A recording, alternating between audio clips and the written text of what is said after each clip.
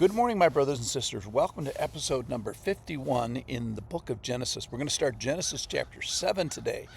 Now, we've been in this environment of corruption and violence and every intent, only ever evil regarding mankind. And then there's this guy, Noah, who's going to help us, show us what faith is and show us what righteousness is. And he is seen as a righteous person because of his faith in God and God's character. So he trusts in him and he's going to see him through. So the promise from chapter 6, or the warning, is that I'm going to bring a flood of waters upon the earth to destroy all flesh, in which is the breath of life under heaven. Everything that is on the earth shall die, but I will establish my covenant with you.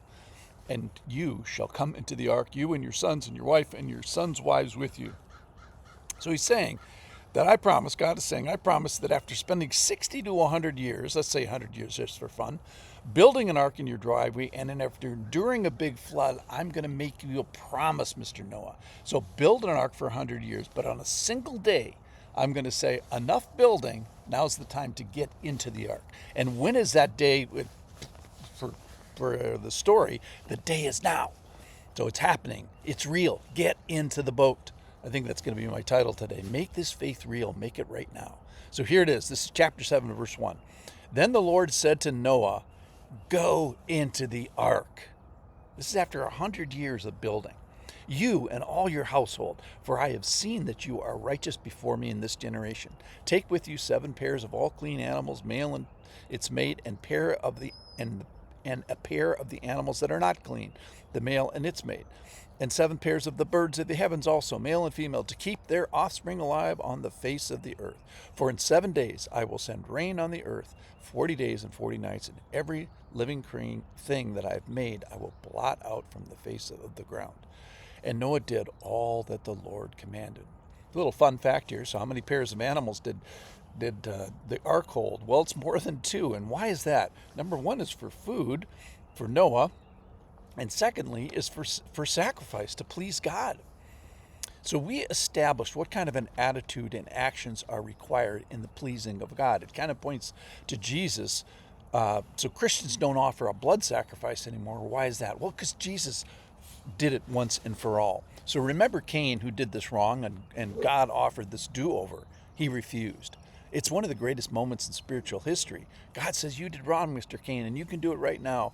And Cain refuses and does a terrible job. So you are righteous, but you're not going to get all of this right. And you're going to need some help, Mr. Noah. So you're going to need some animals to sacrifice. Okay, so the big point today is go into the ark. And this is after Noah goes to work every day for 100 years. And going to work at the ark is different. It's different than getting into the ark. So he's thought about this for 100 years. He's thought about it as a refuge. He's considered it. He's pondered it. He's running over it in his mind, maybe talking about it at the dinner table. But then this is the day when things get really real. Will you really take refuge in me? Will you really take my refuge? Will you take the provision that I provided to see you safely through?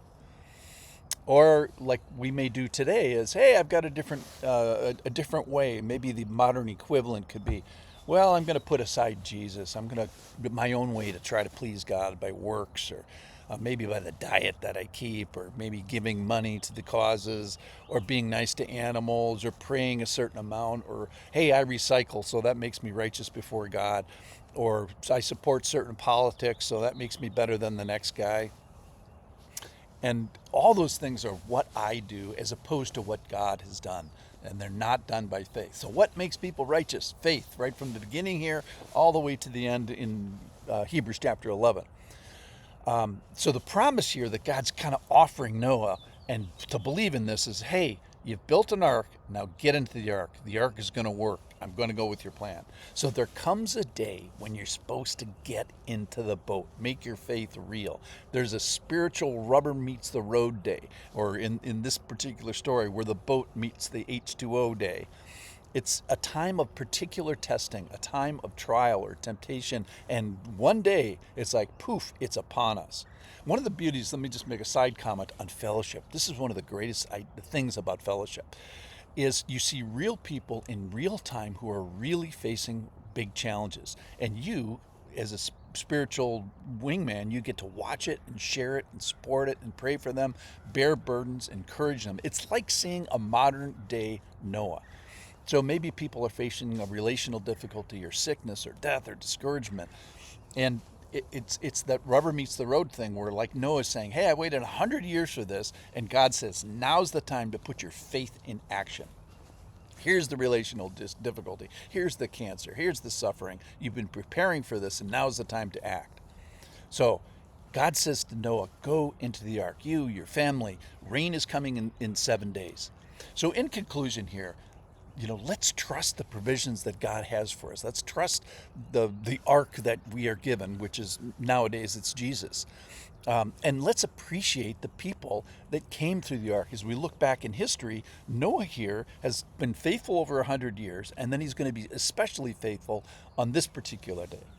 So isn't faith like that, where it's over a long period of time, over decades, but it's also sort of instantaneous, where God says, get into the boat, be obedient right now.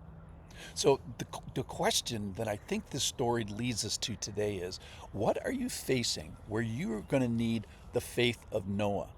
And Lord, help me apply the faith of Noah in this particular situation, a relationship, a health issue, an aging issue, a physical trial, a witnessing courage. So Noah, over the long haul, being faithful, but now let's put the faith, put the money where your mouth is.